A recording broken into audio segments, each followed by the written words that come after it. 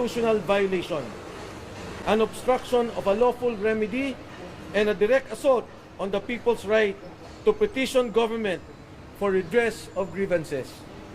The House of Representatives exists to serve the people, not to shield those in power from scrutiny.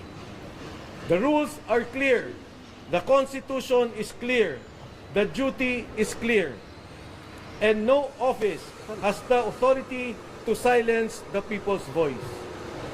Maraming salamat po at magandang hapon sa inyong lahat. If I may distribute this. Meron ako idadagdag, sandali lang, dadagdag ko lang. Yung impeachment complaint is actually a people's complaint.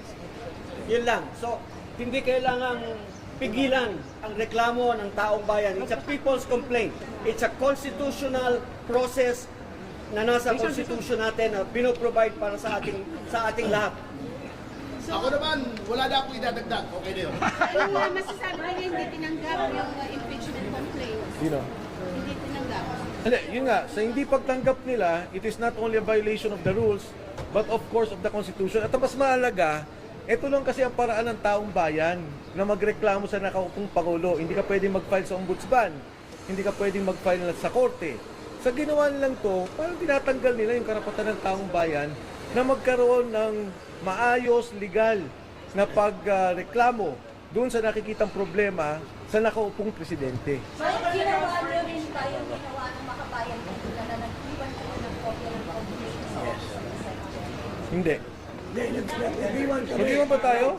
Ako lang. Okay. Nag-iwan kami. Pero hindi nila tinanggap. We attempted and we have recorded every possible conversation we had with So, a copy of your complaint is not inside the office of the President. hindi nila tinanggap. We will be discussing this at another time. Ang tingin namin, ang dapat natin pag-usapan ngayon, yung mismong, kasi yung sa maraming pagkakataon sa Korte Suprema, may decision na about impeachment complaints. In fact, the recent decision was on the Vice President. At mabigat tong hindi pagtanggap, hindi namin maintindihan. Kasi hindi naman si Secretary General Cheloy ang sinasabi nung saligang batas. Ang sinasabi ng saligang batas, yung opisina.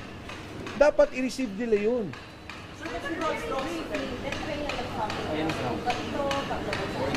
Yes, lahat.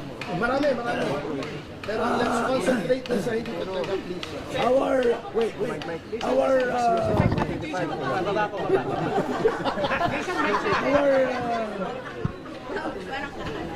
kasi ako pause eh. Our impeachment complaint encompasses almost all the grounds except for treason and bribery, I guess. But culpable violation of the Constitution, betrayal of public trust, graft and corruption, high crimes. These are all embodied in our complaint against Marcos Jr. Ano yung offenses? Ano yun? Sa ngayon, we will call for a press conference tomorrow Press con kami para i-discuss yung details. Pero sa ngayon, yun yung statement namin. Ang hindi pagtanggap nito, ha? Pati yung endorser, kasi may endorser kami nandito. Pero siyempre, tatlo. Siyempre, nung nakita namin, nung na-inform kami na Makabayan Black, and may mga kasama tayo sa Committee on Rules, dun sa nangyari, medyo nagulat na kami. In fact, nakita nyo naman, mali-malita yung dala namin. Pero kung ganito yung mangyari, napakapangit naman. Hindi maganda. Sigurado kami, yung first impeachment complaint is a scam complaint. At yung Makabayan Black, genuine complaint yun. Sinusuportahan din namin yun. Yung complaint namin is a genuine complaint, full of evidences, dapat tinanggap ng Kongreso. Sir, babalik pa kayo dito sa Manila? Hindi. Hindi kami babalik. Huwag ka muna mag-conclude. More or less tatlo. O ayaw ni Jing ako mag-conclude. Pero pag-isipan pa namin. Pero as of now, dapat it should have been accepted, period. No, they're not. No, they're not. Sir, ilan ang complainants at sino-sino? For the record. Ang mga complainants... Oh, yes, please. Lipat lang muna. Wait lang. Dito ka na, dito ka na. Dito na sa para hindi ka nag-isa. Dito ka na, dito kami. Si attorney na lang pala lumipat. Oh. Yan.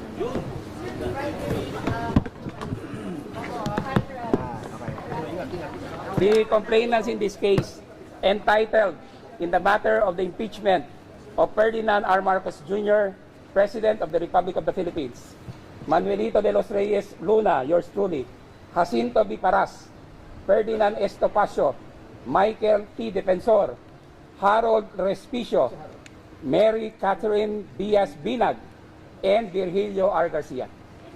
David Simpson. What is? We are not supporters of the President. We, of the Vice President.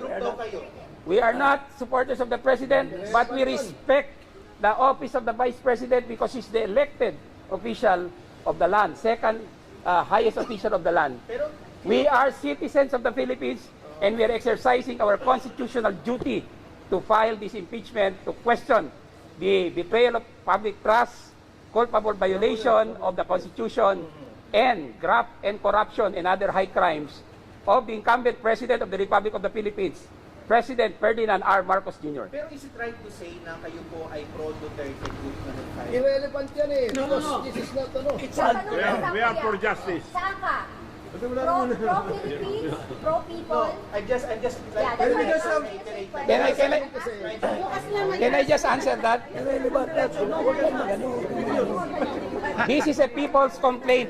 Gago talaga eh. Regardless kung anong pro ka. Kung pro Duterte, Leni Robredo, putang ina nyong mga media kayo. Hindi yun ang usapan dito. Putang ina nyo, mag-focus kayo doon sa reklamo. Ganon din naman eh. Putang ina nyo, ine-entertain ninyo yung mga reklamo ni Trillanes. Eh, alam nyo naman na anti-Duterte lang yung mga buwaka ng ina nyo. Tarantado talaga tong mga media na to eh. Mga gago, mga putang ina nito eh. Loko-loko eh, no? Eh, ano masasabi niyo pro Duterte? Wala kaming pakialam kung pro Duterte o hindi. Putangin na nyo, nagpa-file kami impeachment. Wala nakalagay dito, we the pro Dutertes are filing impeachment. We are all Filipino citizen and karapatan namin yan. Pro Duterte, gago. Lahat nga ng mga anti-Duterte, nagpa-file ng kaso kay Inday Sara. Tinatanong nyo ba, anti-Duterte ba kayo? Gago. Obvious naman yan eh. Oo, mga pro Duterte itong mga to. O eh ano naman ngayon? Oh, hindi na valid yung kanilang complaint, mga ulul.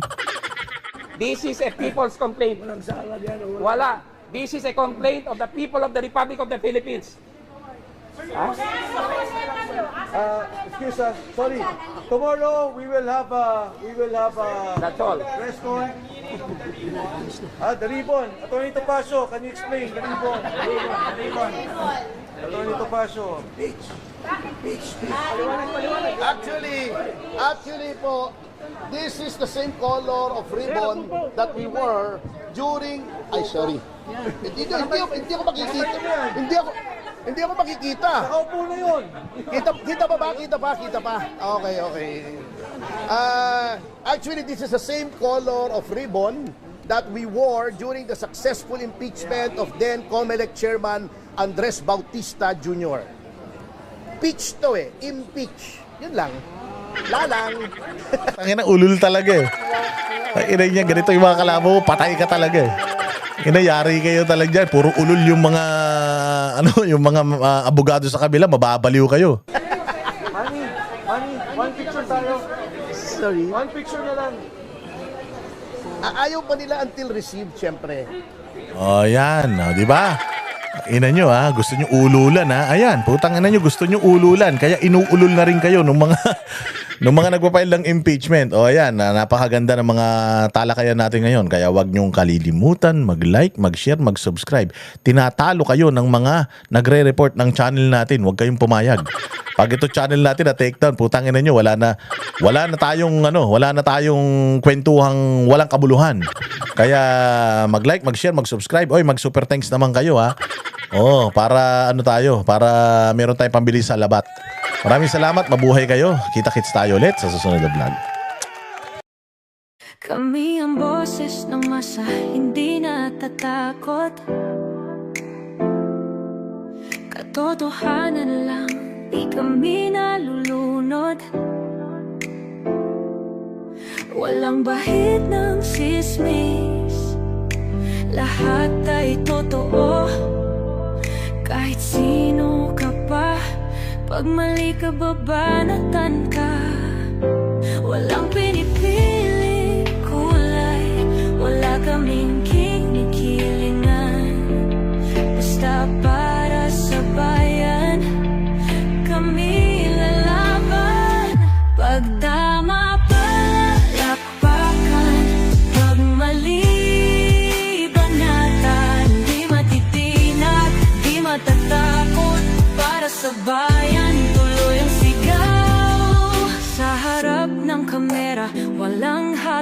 natatakot.